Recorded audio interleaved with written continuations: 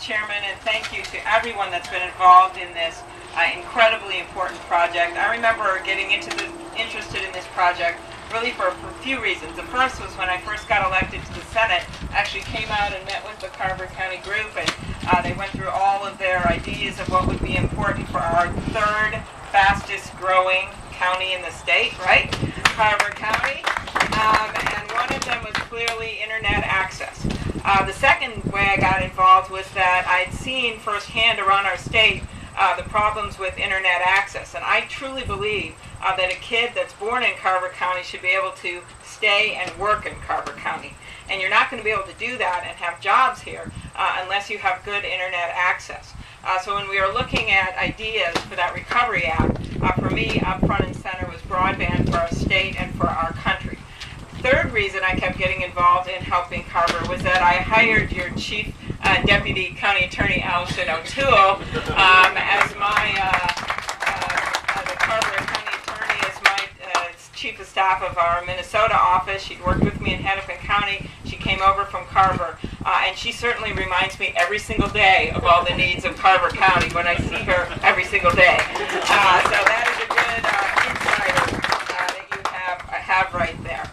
When you think back in our country's history and you think of how we've made advancements through the years, I'd say the internet idea and this expansion of internet is most like when we had the rural electrification issue in the 1930s. And we literally, by making a decision as a country that we were going to not leave rural America behind, that we were going to provide electricity, literally within 10 to 15 years, something like 80% of the homes in rural America had electricity. There was just a dramatic change at that time.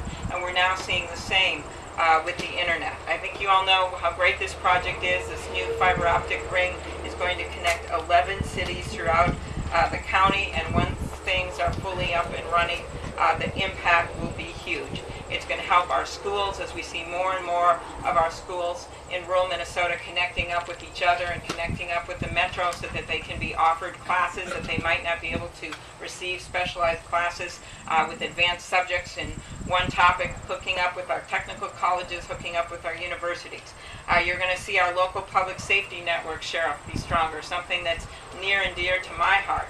I think in another area of interconnectivity, interoperability with radios. I remember when that very sad day when Officer Ryan was shot in St. Paul, and as they tried to catch his perpetrator, our law enforcement had to have 11 different types of walkie-talkies and cell phones and satellite phones trying to hook up with each other because we didn't have that interoperability. That's why we need to move to the next generation of connections for law enforcement, but also clearly the internet's going to play a major role in that. We also have construction jobs. Construction industry has been hit the hardest during this economic downturn, and this will provide construction jobs.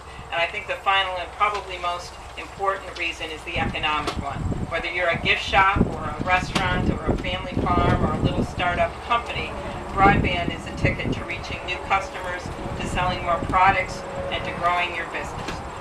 There's one estimate that says that 1% increase in broadband and internet sparks the creation of 300,000 jobs. And I truly believe that these jobs should be going to Cologne, right? You didn't think I'd pick you out there. To Cologne, to Chaska, to Victoria, and not to Mumbai or Shanghai. I mean, we're glad those towns are doing great, but if we're going to be able to compete on an international stage, we have to have that kind of internet access so we can make the orders and we can get the customers. So that's what this is about. I've just been honored to work with Carver County. You guys have done this as a team. It involves a lot of cities, a lot of surrounding counties, state, federal government units, applications in 2 seconds before. That was a good story. That is how you've been able to achieve great things out here. So it's an honor to be your senator, to work with you, and I look forward to working with you on this project, transportation projects, which I know are always an issue out here, and many other things to come. Thank you.